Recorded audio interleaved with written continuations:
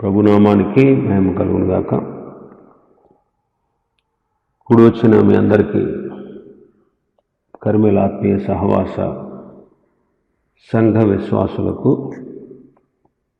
దూరాన సమీపాన మన సహవాసంలో ఉంటూ ఉన్నటువంటి దేవుని పిల్లలకు, అలాగే ఈ యూట్యూబ్లో అప్లోడ్ చేస్తున్నటువంటి ఈ వాక్యాలను కూడా వింటూ దేవుని నామాన్ని మహింపరుస్తూ ఉన్నటువంటి ప్రియ దేవుని ప్రజలందరికీ ప్రభువును, మా ప్రియ రక్షకుడునైన యేసుక్రీస్తు వారి శ్రేష్టమైన నామంలో శుభములు మరియు వందనాలండి. మరి దేవుని వాక్యంలో ఉన్నది ఉన్నట్టు జరగడాన్ని మనం చదవచ్చు, చూడవచ్చు. నేటి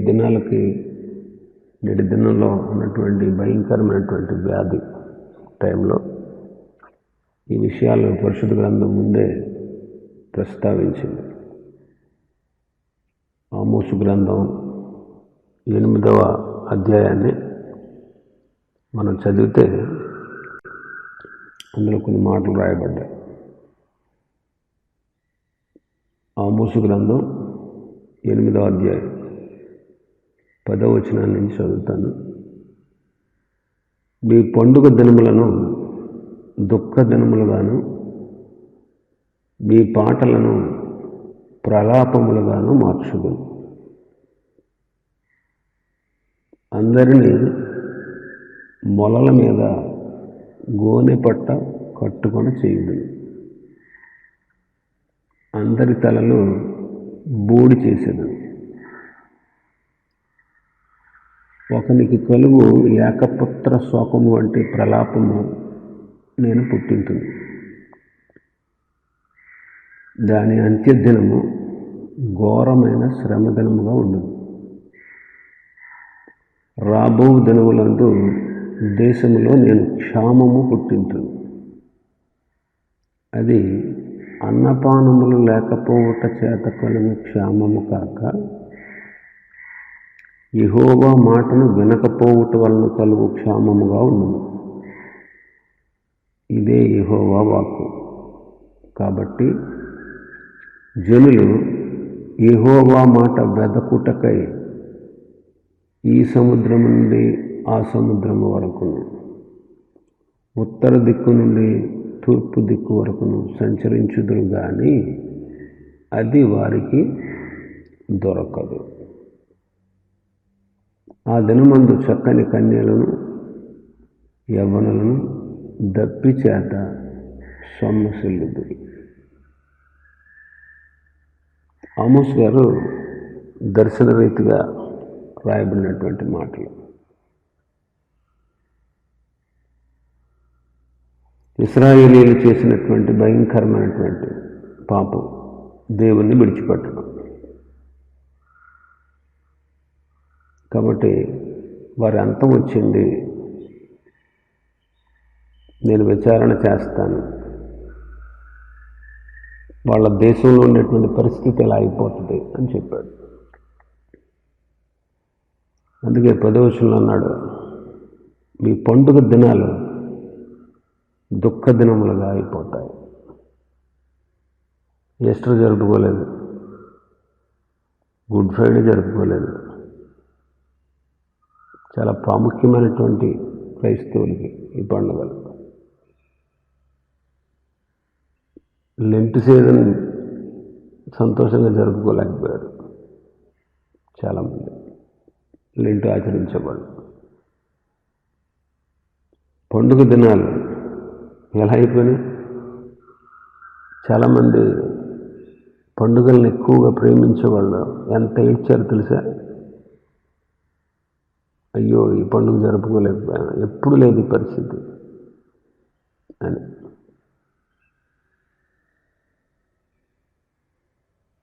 సంతోషకరమైన పాటలు వస్తలే. అప్పుడు పాటలన్నీ బాధాకరంగానే ఉన్నాయి. అందరూ ప్రార్థన చేస్తున్నారు ఇప్పుడు. అందరూ అందరి మొలల మీద గోనె పట్ట కట్టుకుని చేస్తాం. పూర్వకాలంలో ఇశ్రాయేలీలు శ్రమ వచ్చినప్పుడు గోనె పట్ట కట్టుకుని బూడిద మీద చల్లుకుని ప్రార్థన చేసేవారు. ఎందుకంటే ఆ గోనె పట్ట కట్టుకుని బూడిద పోసుకోవడం వల్ల వాళ్ళ శ్రమ మర్చిపోకుండా ఉంటారు. ఆ శ్రమను గురించి వాళ్ళు ఎక్కువగా దేవుని సన్నిధిలో మొరపెడతారు. అలాగ ఆచరించేవారు. గోనె పట్టు కట్టుకుంటే శరీరానికి సౌఖ్యం ఉండదు. మీద బూడిదేసుకుంటే మనం మర్చిపోలేం. లేకపోతే శ్రమ కూడా చాలామంది శ్రమగా ఎంచకుండా మామూలుగానే ఉంటారన్నమాట. అది కాబట్టి గోనె పట్టు కట్టుకున్నారు. అందరూ ప్రార్థన చేస్తున్నారు. అసలు ప్రార్థన చేయను అన్నవాడు, నాకు ప్రార్థన వద్దు అనుకున్నవాడు, ప్రార్థన చేస్తేనే అన్నీ జరుగుతాయి అని ఇలాగ నిర్లక్ష్యంగా ఉండేవాడు సైతం ఈరోజు ప్రార్థన చేస్తున్నాడు. అందరి తలలో బోడి అయిపోయిందంట. బోడి తల అయిపోతే అందరికీ బాధ. జుట్టు ఊడిపోతే ఎంత బాధో కొంతమందికి. అంటే దీని అర్థం ఏంటంటే తల సౌందర్యానికి సూచన, ఉన్నత స్థితికి సూచన, అధికారానికి సూచన, ఘనతకు సూచన. పోయినాయి అందరి అధికారాలు, ఘనత, అతిశయం, గర్వం అన్నీ పోయాయి. సేవకులదేంటి, విశ్వాసులదేంటి, అందరి గర్వాలకు పోయాయి. మేము స్వస్థపరిచే వరం గల దైవ సేవకులం, రండి మనవును కొనుక్కోండి. ఇవన్నీ ఏమైపోయినాయి? మా దగ్గరికి లక్షల మంది వస్తారు. మేము ఎంత గొప్ప ఎరగపొడి చేస్తాం. వీళ్ళందరూ ఏమైపోయారు? అద్భుతాలు చేసేవాళ్ళు, ఆశ్చర్యకార్యాలు చేసేవాళ్ళు ఏమైపోయారు? వీళ్ళంతా అందరి తలలో బోడి అయిపోయింది. అందరి తలలో బోడి అయిపోయింది. బోడిగుండు అయిపోయింది అనమాట ఒక్కొక్కడికి. ఒకనికి కలుగు ఏకపుత్ర శోకము వంటి ప్రలాపం నేను పుట్టిస్తాను. ఎంత విషాదకరమైనటువంటి వీడియోస్ చూస్తున్నాను. ఒక వ్యక్తి చనిపోతే దగ్గరికి వెళ్ళి చూడడానికి లేకుండా గుండెలు బాదుకుంటూ చూడలేని పరిస్థితి. ఒకడికి ఒకే ఒక కొడుకు అంట, ఏకైక కొడుకు, ఆడి చచ్చిపోయాడు. ఎలా ఉంటుంది వాళ్ళ శోకం? ఒక్కడు చచ్చిపోతే ఎలా ఉంటుంది చెప్పండి? అలాంటి శోకం మనం వింటున్నాం. అలాంటి శోకం. నేను కన్నాపురంలో ఒక పేషెంట్ చనిపోయాడు. హాస్పిటల్లో జాయిన్ అయిన పేషెంట్. వాళ్ళ పిల్లల్ని కేకేసి చూపించి వాళ్ళే తీసుకెళ్ళి ఎక్కడో దిక్కులేని వాళ్ళలాగా ఖననం చేశారంట. చూడండి ఎంత బాధాకరమైనటువంటి విషయం. శోకం అన్నమాట, భయంకరమైనటువంటి శోకం. 11వ వచనం అంటాడు, 10వ వచనం ఆఖరిలో ఘోరమైన శ్రమ దినాలు అన్నమాట. ఘోరమైన శ్రమ దినాలు. 11వ వచనం అంటాడు, రాబో దినముల్లో దేశంలో నేను క్షామాన్ని పుట్టిస్తాను. అది అన్నపానాలు లేకపోవడం వల్ల కలుగు క్షామంగా ఉండదు. అన్నపానాలు లేవు కాబట్టి క్షామం, కరువు. ఈ కరువు కాదు, అన్నపానాలు లేనందువల్ల కాదు.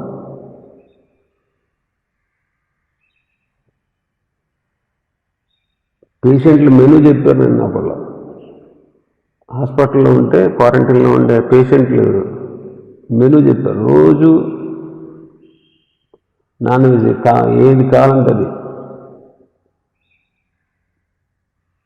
అన్నపానాలు లేకపోవడం వల్ల వచ్చిన క్షామం కాదు. మరి 12వ వచనం అంటాడు, జనులు యెహోవా మాట వెదకుటకై ఈ సముద్రం నుండి ఆ సముద్రం వరకు, ఉత్తర దిక్కు నుండి తూర్పు దిక్కు వరకు సంచరిస్తారు. దేనికోసం? దేవుని మాట వెదకుటకై, కానీ అది వారికి దొరకదు. 7 దినాల్లో దేవుని మాటలు దొరుకుతున్నాయండి మీకు మాకు. ఇదిగో 12 మంది ఉన్నారు. ఇప్పుడు 12 కుటుంబాల వాళ్ళకి దేవుని మాట వినగలుగుతున్నారు. లేదా 20 కుటుంబాల వాళ్ళు దేవుని మాట వింటున్నారు. ఇలాగా రేరుగా అక్కడక్కడ కొంతమంది దేవుని మాట వింటున్నారు. ఆలోచన చేయండి.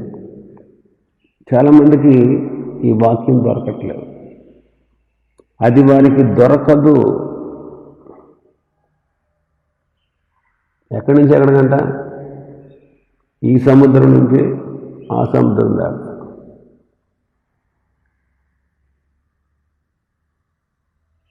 మన దేశం 3 సముద్రాల మధ్యలో, 3 సముద్రాల ఒడ్డున ఉంది. బంగాళాఖాతం, అరేబియా సముద్రం, హిందూ మహాసముద్రం, అంతే కదా. 3 సముద్రాల ఒడ్డున ఉంది. బంగాళాఖాతం నుంచి అరేబియా నుంచి తిరిగినా సరే దేవుని వాక్యం దొరకదు. అలాంటి క్షామం వచ్చిందండి ఈ రోజుల్లో.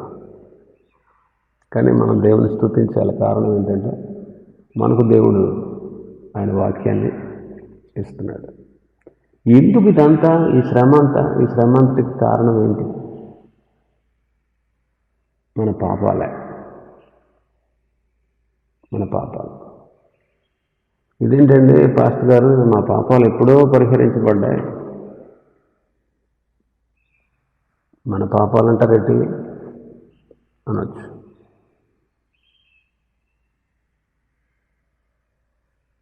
దావీదు కాలంలో 3 సంవత్సరాలు ఘోర క్షామం కలిగింది. ఎందుకు ఈ కరువు అని ప్రార్థన చేస్తే సౌలు చేసిన పాపం అని దేవుడు బయలుపరిచాడు. సౌలు చేసిన పాపం. మరి ఏం చేయాలి?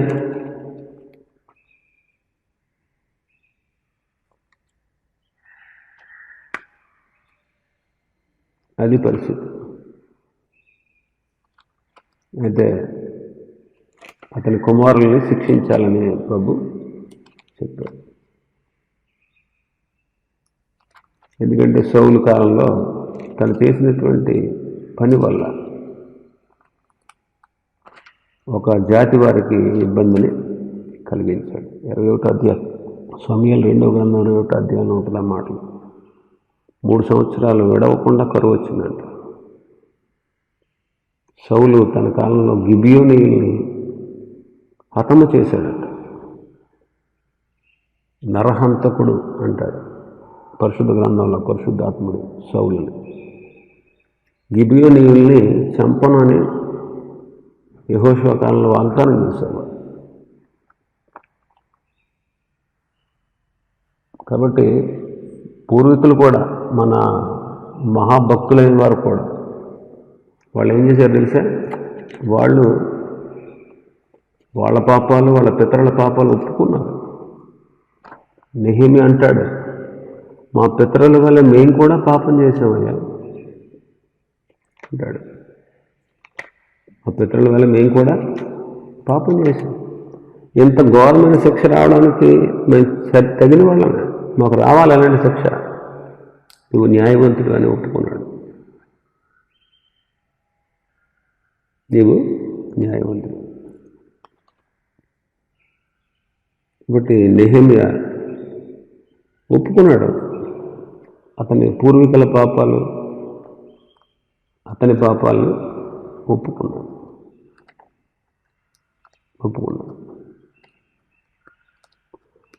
దానియేలు కూడా అంతే, సేమ్. దానియేలు కూడా అలాగే చేశాడు.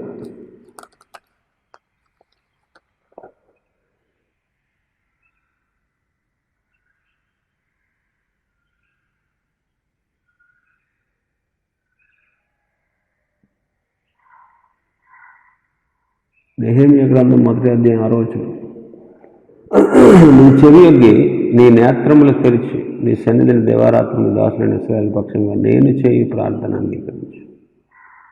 నీకు విరోధంగా పాపం చేసిన ఇశ్రాయేలు కుమారుల దోషమును నేను ఒప్పుకుంటున్నాను.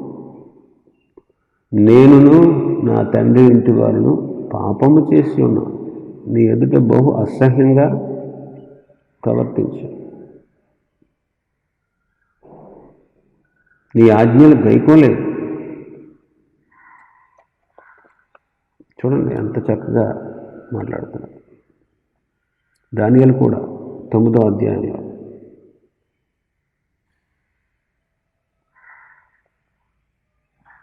5వ వచనం, మేమైతే నీ దాసులకు ప్రవక్తలు నీ నామం బట్టి మా రాజులకు మా అధిపతులకు మా పితరులకు యోధా దేశ జనులందరికీ చెప్పిన మాటలు ఆలకించకుండా నీ ఆజ్ఞలు విధులను అనుసరించడం మానేసి పాపులంగా దుష్టులంగా చెడుతనంలో ప్రవర్తిస్తూ తిరుగుబాటు చేశాం.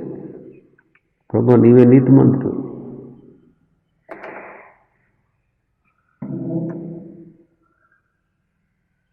మేము తిరుగుబాటు చేశాం, అందుకే సకల దేశాల్లో మమ్మల్ని తరిమేశాం. మాకు సిగ్గు తగ్గి ఉంది అంటాడు 7వ వచనంలో. ఈ దినమున సిగ్గే తగ్గినది. మా ప్రభువ 8వ వచనంలో, నీకు విరోధంగా పాపం చేసినందున మాకును మా రాజులకు మా అధిపతులకు మా పితరులకు ముఖము చెన్నబోనట్లుగా సిగ్గే తగ్గి ఉన్నది. మేము మా దేవుడని యెహోవాకు విరోధంగా తిరుగుబాటు చేశాం. యెహోవా మాట వినలేదు. 10వ వచనం ఆఖరిలో అంటాడు. 13వ వచనంలో అంటాడు, మోషే ధర్మశాస్త్రం అందు రాసిన కీడంతా మా మీదకి సంభవించింది. అయినా మా చెడు నడవడి మేము మానలేకపోయాం. నీవు న్యాయస్థుడు బాబు.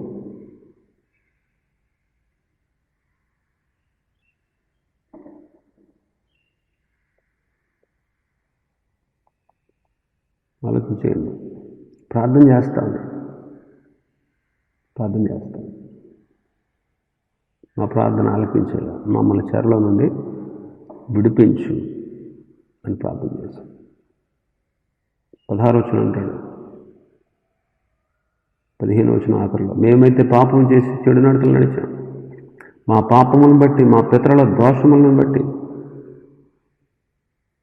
నీ సకల జనుల ఎదుట మేము నిందాస్పదమైతే.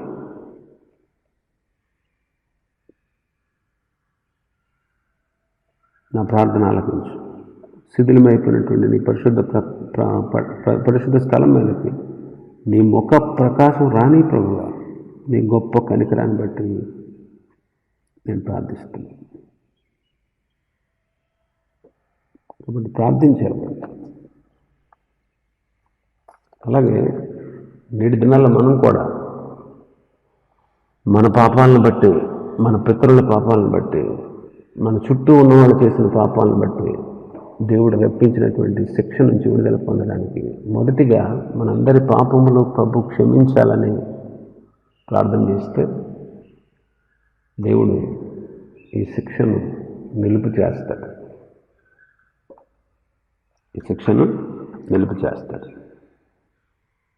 కాబట్టి అన్నపానములు లేనందువల్ల కలిగినటువంటి క్షేమం కాదు ఇది. దేవుని వాక్యం దొరక్కపోవడం. నేటి దినాల్లో పరిస్థితి అలాగే ఉంది. అయితే దేవునికి స్తోత్రం, ఎందుకంటే దేవుడు మనకు కరువు అనేది లేకుండా చేశాడు. అందుకు మనం దేవుని స్తుతించాలి. మంచిది. కాస్త ఆదరణకరంగా ఉంటాయి ఈ మాటలు. మనం కూడా ఎక్కువగా మన చుట్టుపక్కల ఉన్నటువంటి ప్రజల కొరకు, జరుగుతున్నటువంటి పరిణామాల కొరకు మనం కూడా వాళ్ళ పక్షంగా దేవుని సన్నిధిలో నిలబడి మనం ప్రార్థన చేయాలి. ప్రార్థన చేయాల్సిన బాధ్యత మన మీద ఉంది. జాలి చేసుకోమని ప్రభువుని. చూడండి, వాళ్ళు సేఫ్గా ఉంటే మనం సేఫ్గా ఉంటాం. వాళ్ళు సేఫ్గా లేకపోతే మనం ఎక్కడ సేఫ్గా ఉంటాం?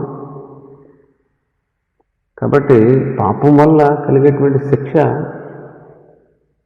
అది మన ద్వారా కలగచ్చు, లేకపోతే ఇతరుల వల్ల కూడా కలగచ్చు. కాబట్టి మన పాపాల విషయంలో పశ్చాత్తాపడాలి, ప్రజల పాపాల కొరకు దేవుని సన్నిధిలో నిలిచి విజ్ఞాపన చేయాలి.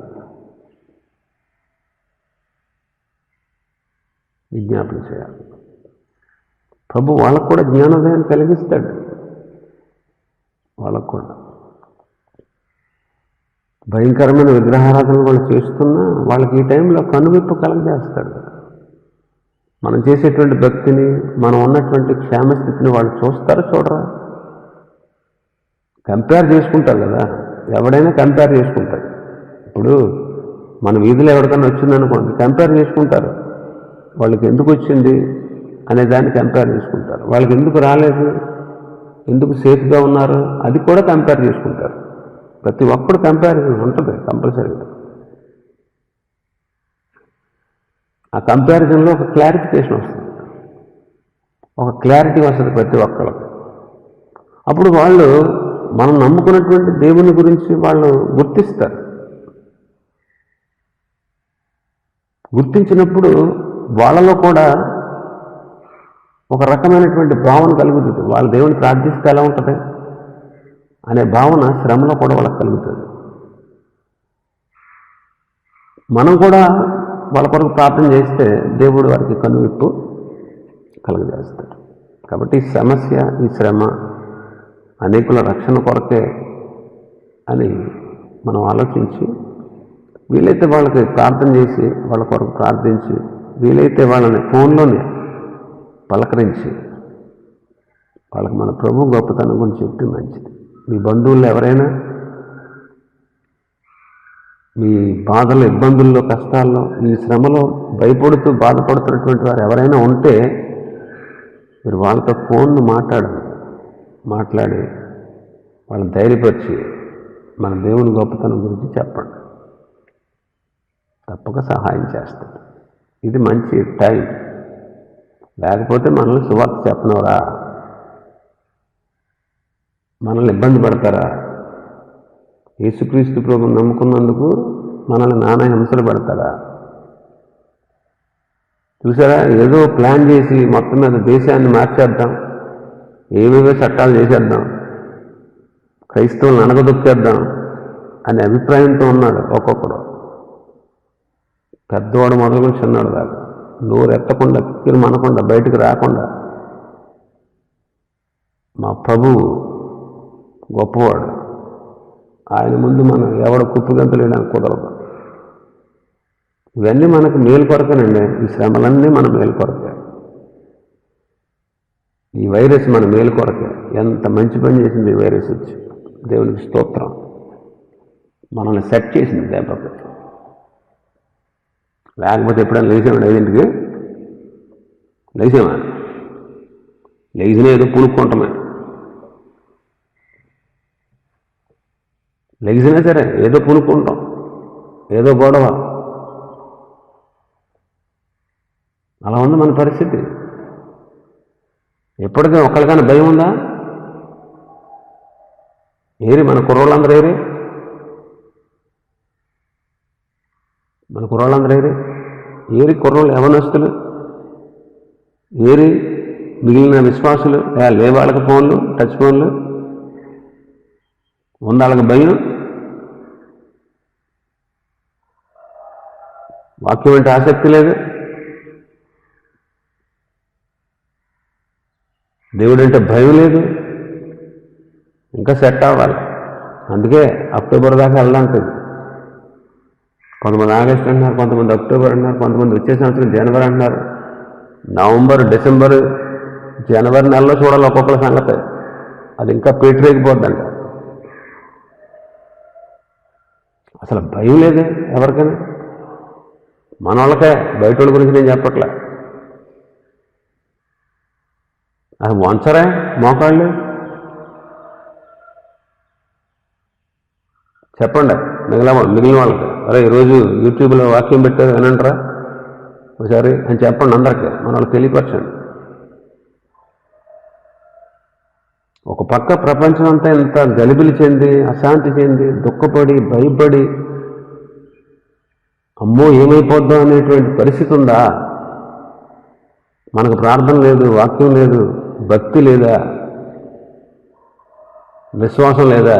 పోనీ ఉన్నదాన్ని వినియోగించుకుంటున్నాం, మనం వినియోగించుకోమా? ఇంకేం చేస్తే నీకు భయం వస్తుందా? అందుకే మీ ఇంటి చుట్టుపక్కల దాకా తీసుకొచ్చాడు. ఇప్పుడైనా ఉందండి. ఎక్కడెక్కడో ఉందన్నప్పుడు భయం లేదు.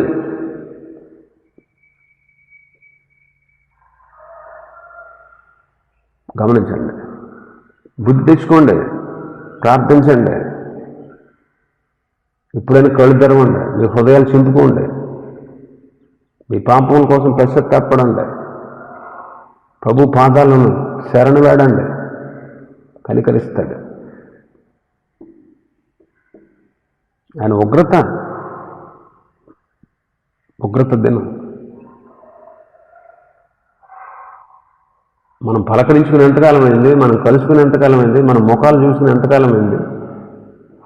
ఎక్కడికైనా వెళ్ళాలంటే భయం, ఏదైనా తెచ్చుకోవాలంటే భయం. ఎలాంటి పరిస్థితిలో ఉన్నాం మనం? అసలు భయం ఉందా మనకి?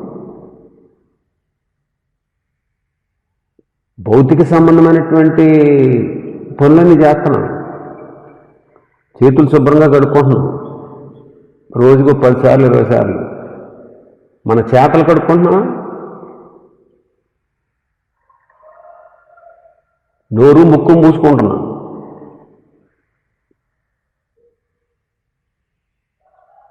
ఆలోచించేయండి. ఎక్కడికి వెళ్ళకుండా కుదురుగా కూర్చుంటున్నాం. మన ప్రవర్తన మార్చుకుంటున్నామా? మన నడక మారింది కానీ నడక మారలే.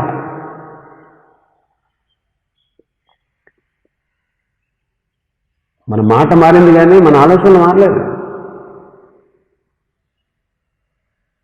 గమనించండి. ఇప్పుడైనా జ్ఞానం తెచ్చుకోండి. ఇప్పుడైనా ప్రభు జాలి చేసుకుంటాడండి. నెహెమ్యా చేసిన ప్రార్థన ఆలకించి యెరూషలేముని ప్రాకారాలు కట్టించాడు. మళ్ళీ తిరిగి ఎజ్రా నెహెమ్యాలు చేసిన ప్రార్థనలను బట్టి మందిరం తిరిగి కట్టబడింది.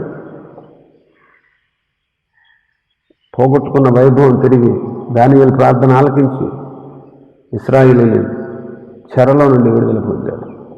నెహెమ్యా ప్రార్థన దేవుడు ఆలకించి పడగొట్టబడిన ప్రాకారాలు కట్టబడ్డాయి. ఎజ్రా ప్రార్థన ఆలకించి పాడైపోయినటువంటి ఆ కాలపు ప్రజల భ్రష్టత్వం మార్చబడింది. మళ్ళీ తిరిగి 2వ మందిరం ప్రారంభించబడింది.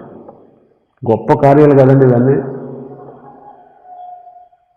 ఇప్పుడైనా ఉజ్జీవింపబడదాం, ఇప్పుడైనా ప్రార్థన చేద్దాం.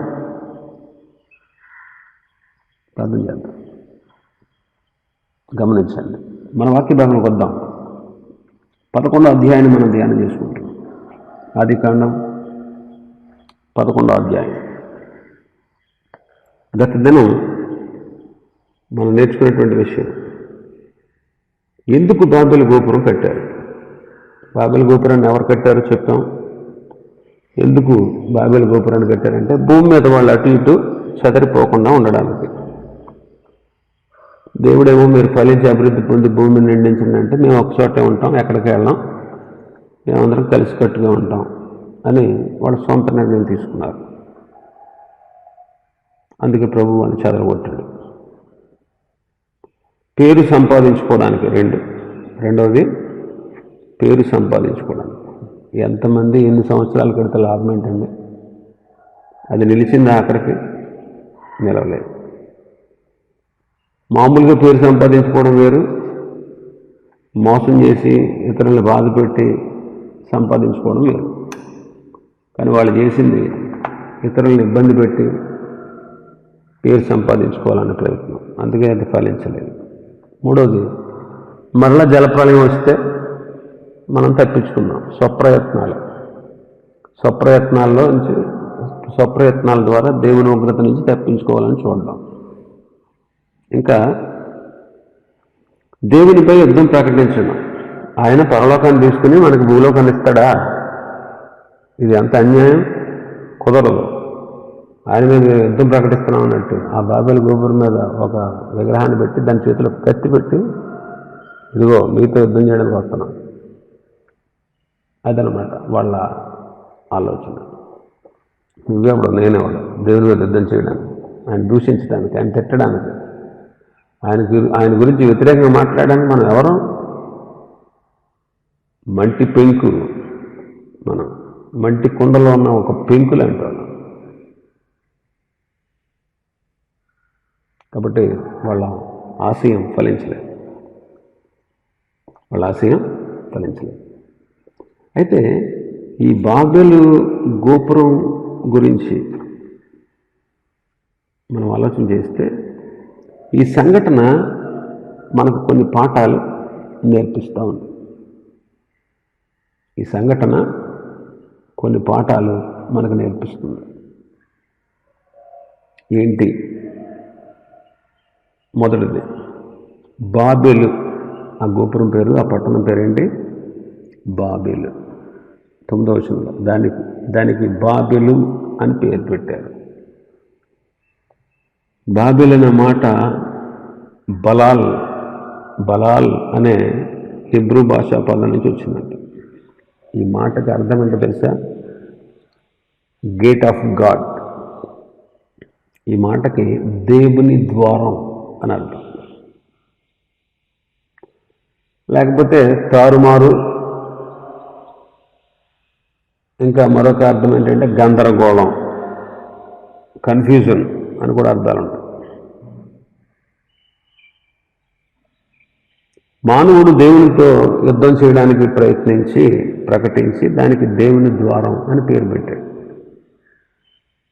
అక్కడే దేవుడు మనుషుల భాషలను తారుమారు చేశాడు.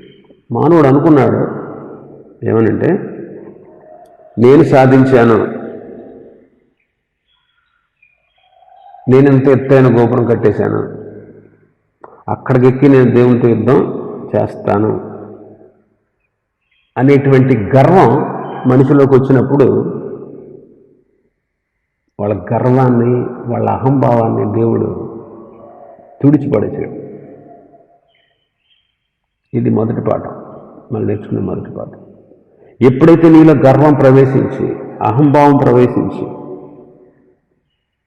దేవుని కంటే నేనే గొప్పవాడిని, దేవుడు నా ముందు ఆఫ్టర్ ఆల్, ఆయన నన్నేం చేయగలడా,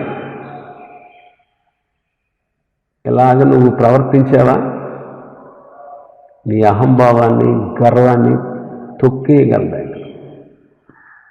ఎందుకంటే ఆయన ఆకాశం అందు ఉన్నాడు, నువ్వు భూమి మీద ఉన్నావు.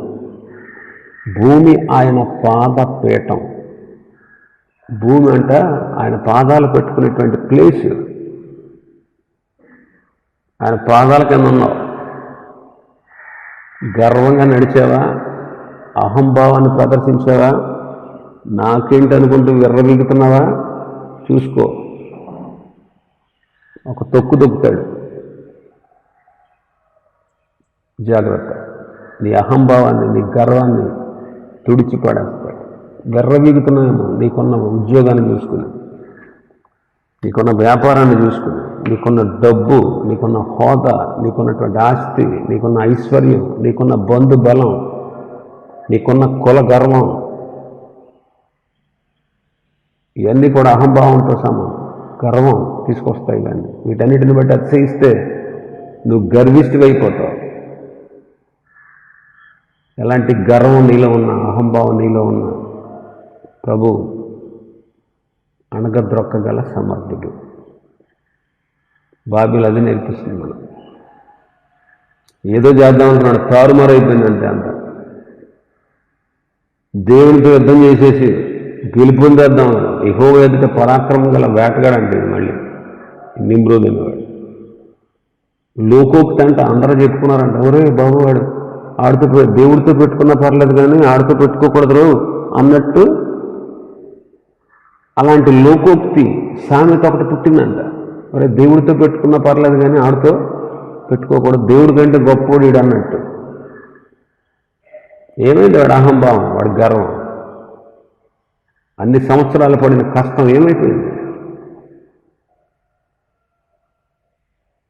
అంతే. నీవు కూడా ఆలోచన చేసుకో. నీలో గర్వం కానీ, అతిశయం కానీ అహంభావం కానీ వచ్చిందా అణిచేస్తాడు దేవుడు. ఇదే బైబిల్ మనకు నేర్పిస్తుంది. రెండోది, పేరు తెచ్చుకోవాలన్న ఆశ తప్పు కాదు, కానీ పేరు తెచ్చుకోవాలన్న ఆశ దైవ చిత్తానికి వ్యతిరేకంగా ఉంటే గనక అది ఖచ్చితంగా తప్పే. గొప్ప ఐశ్వర్యం కంటే మంచి పేరు మేలు, అది వాక్యం మనకు నేర్పిస్తున్నటువంటి సత్యం. అయితే నేడు మన పరిస్థితి ఎలా ఉందంటే, పేరు సంపాదించుకోవడానికి విశ్వ ప్రయత్నాలు చేస్తున్నారు మానవులు. పేరు సంపాదించుకోవడానికి కొంతమంది సేవకులు దేవుని మహిమను కూడా దొంగిలిస్తున్నారు. పేరు సంపాదించుకోవడానికి కొంతమంది విశ్వాసులు అడ్డదారులు తొక్కుతున్నారు. పేరు సంపాదించుకోవడానికి చాలా భయంకరమైనటువంటి తప్పిదాలు, ఘోరాలు, నేరాలు చేస్తూ ఉన్నారు లోకం. పేరు సంపాదించుకోవడం తప్పు కాదు,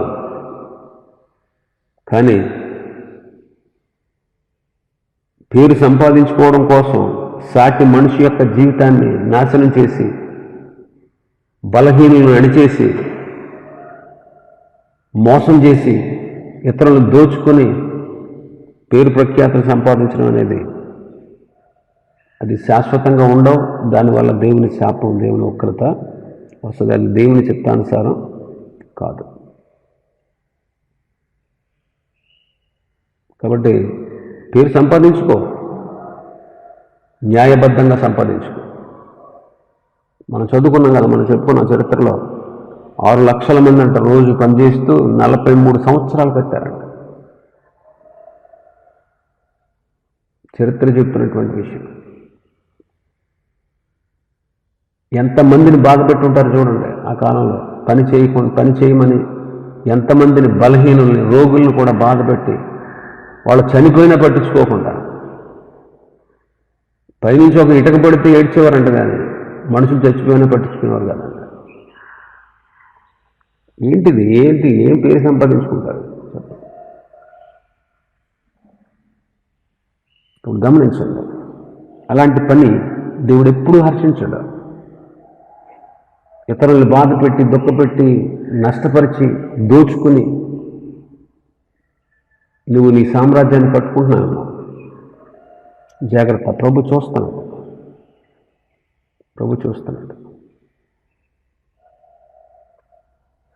ఒక విషయాన్ని నేను చదివాను.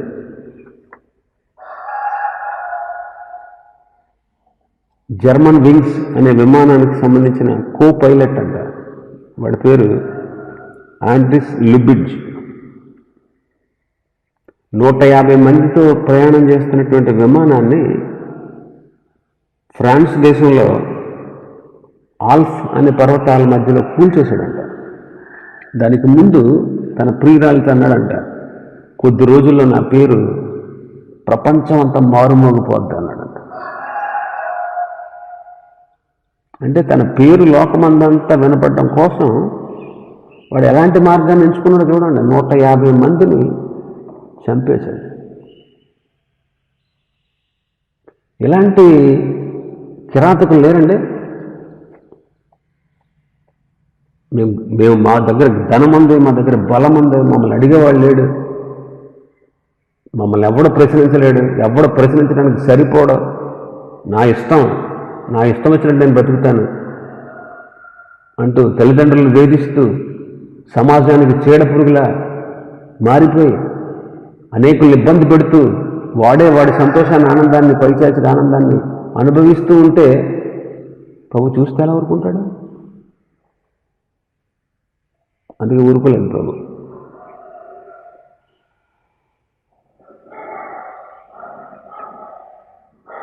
నువ్వు సమాజ శ్రేయస్సు కోసం ఏదైనా మంచి పని చేయి, అలా పేరు తెచ్చుకో, నీ వంతు సహకారం అందించు, నీ పేరు ఎప్పుడు నిలిచే ఉంటావు. కానీ అడ్డదారుల పేరు సంపాదించుకోవడం, ఘనత పొందడం, ఇది దేవుడు చూస్తూ ఊరు. మూడో విషయం, ప్రభు దిగి వచ్చాడంట చూడడానికి. ప్రభు దిగి వచ్చాడు. 6వ వచనం, అప్పుడు యెహోవా, ఇదిగో జనం ఒక్కటే, వారందరికీ భాష ఒక్కటే, వారు ఈ పని ప్రారంభించున్నారు. ఇక మీదట వారు చేయదలసిన ఏ పని చేయకుండా వారికి ఆటంకమే ఉండదు. కనుక మనం దిగిపోయి వారిలో ఒకరి మాట ఒకరికి తెలియకుండా అక్కడ వారి భాషను తారుమారు చేయడం రండి అని అనుకున్నాను. దిగి వచ్చాడంటే ప్రభు దిగి వచ్చాడు. ఇశ్రాయేలుని బానిసత్వం నుంచి విడిపించడానికి, మోషేని పంపించడానికి దిగి వచ్చాడు. నిర్గమకాండం చరిత్రలో మనం చూస్తే దేవుడు దిగి వచ్చి వారిని రక్షించదలిచాడు. దేవుడు దిగి వచ్చి మోషేతో మాట్లాడాడు. దేవుడు దిగి వచ్చి వారి మధ్యలో నివసించాడు. వాళ్ళకి విముక్తి ప్రసాదించాడు. వాళ్ళ దాసగృహం నుంచి విడిపించాడు.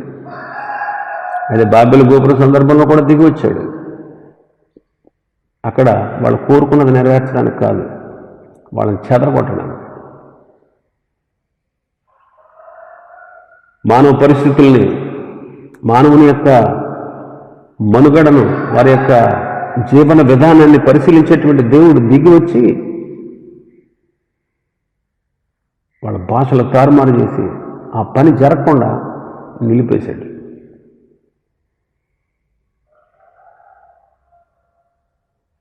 దేవుని కార్యాలు మానవుడు చేసే కార్యాల మీద ఆధారపడి ఉంటాయి. చూసుకోండి, నువ్వు ఏ పరిస్థితుల్లో ఉన్నావో అని తెలుసు. ఆ పరిస్థితిని బట్టే నీ జీవితంలో ప్రతి విషయాన్ని కలగజేస్తాడు ఆయన. మనం సమకూర్చబడాలన్నా, మనం చెదరగొట్టబడాలన్నా అది మన ప్రవర్తన మీద ఆధారపడి ఉంటుంది. మన ప్రవర్తనను బట్టే దేవుడు ప్రతిఫలం ఇస్తాడు. ఆయన అక్కడ దిగొచ్చింది వాళ్ళు చేసిన పనిని పూర్తి చేయించడానికి, సహకరించడానికి కాదు, దాన్ని చెదరగొట్టి దాన్ని నిలుపు చేసి దేవుని చిత్తాన్ని నెరవేర్చుకోవడానికి. నువ్వు దేవుని చిత్తానికి వ్యతిరేకంగా ఏదైనా చేస్తావు అనుకుంటావేమో, అది ఎప్పటికీ జరగదు. అది ఎప్పటికీ జరగదు. 4వది, దేవుని చిత్తానికి వ్యతిరేకంగా నువ్వు తీసుకున్న ఏ నిర్ణయం కూడా, నువ్వు చేయి తలపెట్టినటువంటి ఏ కార్యమైనా సరే సఫలత సాధించదో అని ఈ బాబెలు గోపురం రుజువు చేస్తా ఉంది. అందుకని వాక్యంలో ఉండదు కదా, యెహోవాకు విరోధమైన ఏ ఆలోచన నిలబదో, ఏ ఆయుధము వర్ధిల్లదో. అందుకే పేతురు గారు అంటాడు, ఆయన బలిష్టమైన రెక్కల క్రింద, తన పత్రికలు, మొదటి పత్రికలు 5వ అధ్యాయంలో అంటాడు, దేవుడు తగిన సమయమందు మిమ్మల్ని హెచ్చించినట్లు ఆయన బలిష్టమైన చేతి క్రింద దీన మనస్కులై ఉండండి అని హెచ్చరిస్తున్నాడు. బాబెలు గోపురాన్ని కట్టడం వెనుక వాళ్ళకున్నటువంటి అహంభావం, వాళ్ళని వాళ్ళు గనపరుచుకోవాలనేటువంటి ఆశ, అది వాళ్ళ గర్వానికి, వాళ్ళ తిరస్కార భావానికి ప్రతిరూపంగా ఉంది. దేవుని ప్రమేయం ద్వారా మాత్రమే మనిషి గర్వం అణిచివేయబడుతుంది. గమనించండి, ఆయన అనుగ్రహం, ఆయన తోడ్పాటు మనకు లేకపోతే మనం ఏం చేయలేమండి, ఏమి సాధించలేము. ఆయన అనుగ్రహం ఉండాలి, ఆయన తోడ్పాటు ఉండాలి. ఆయన అనుగ్రహం, ఆయన తోడ్పాటుతోనే మన జీవితంలో ఏదైనా సాధించగలం. కానీ దేవుని చిత్తానికి వ్యతిరేకంగా ఏదైనా చేసావా, నువ్వు నిష్ప్రయోజకుడిగా మిగిలిపోతావు. అందుకే ఈ సంఘటన మనకు ఆ విషయాన్ని నేర్పిస్తూ ఉంటుంది. ఇంకా మనం నేర్చుకునేది ఏంటంటే, ఈ రోజుల్లో కూడా చాలా కుటుంబాలు బాబెలు గోపురాన్ని తలపిస్తూ ఉన్నాయి. ప్రతి ఒక్కరి ఆత్మీయ జీవితాన్ని చూస్తే గర్వంతో, అహంభావంతో, నేను అనే అహంకారంతో వాళ్ళు గొప్పవాళ్ళగా చలామణి అవుతున్నారు.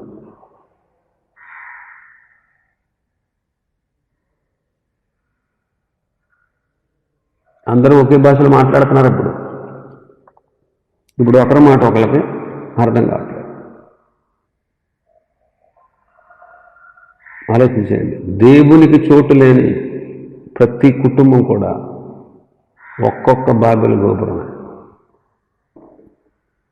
దేవునికి చోటు లేని ప్రతి కుటుంబం బాబెలు గోపురంతో సమానం. సర్వశక్తులైన దేవుడు తన ప్రజలు ఇలాగ గందరగోళ స్థితిలో ఉండాలని కాదు ఆయనకు ఉద్దేశం. వారందరినీ ఒక్కటిగా చేయాలి.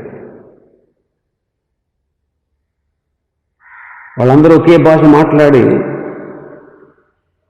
ఆ మాటలు గ్రహించుకుని దేవుని ప్రజలుగా చేయబడాలి. అదే ఆయన ఉద్దేశం. అందుకే పేతురు ప్రసంగంలో పరిశుద్ధాత్మ దేవుడు భూమి మీద దిగి వచ్చిన తర్వాత ఆయన మరణించి పునరుత్థానాన్ని తిరిగి లేచి ఆరోహణమై పెంతెకోస్తు దినాన పరిశుద్ధాత్మను భూమి మీదకి పంపించినప్పుడు, మేడగదిలో ఉన్న వారిపై కుమ్మరించినప్పుడు వాళ్ళు వివిధ భాషల్లో మాట్లాడారు. వారికి దేవుడు వాక్శక్తి అనుగ్రహించిన కొలది వారు అన్ని భాషలతో మాట్లాడారు. అప్పుడు అర్థమైంది వాళ్ళు మాట్లాడేటువంటి భాష, వాళ్ళ భాష వేరొకరు మాట్లాడుతున్నప్పుడు వాళ్ళకి స్పష్టంగా అర్థమైంది. పరిశుద్ధాత్మ శక్తి ద్వారా వాళ్ళు ఒకరి భాషను మరొకరు మాట్లాడారు. అప్పుడు అర్థమైంది వాళ్ళకి. ప్రభు ఎప్పుడు కూడా ప్రజలను గందరగోళ స్థితిలో, అయోమయ స్థితిలో ఉంచేవాడు కాదు. ప్రజలందరూ ఒకే భావంతో, ఒకే ఆలోచనతో వాళ్ళు ఉండాలని దేవుని యొక్క ఉద్దేశం, ఆశ. అప్పటి నుంచి పెంతెకోస్తు దినంలో పరిశుద్ధాత్మ భూమి మీద కుమ్మరించబడింది మొదలుకొని ఎప్పటి వరకు లోకంలో ఉన్న ఆయా భాషలు మాట్లాడేవారు ఎంతోమంది యేసుక్రీస్తుని అంగీకరించిన వాళ్ళు ఉన్నారు. వాళ్ళు ఏ భాష మాట్లాడండి మనకు అనవసరం, కానీ మన ఆత్మ, మనలో ఉన్నటువంటి పరిశుద్ధాత్ముడు మనల్ని అందరినీ ఐక్యపరిచాడు.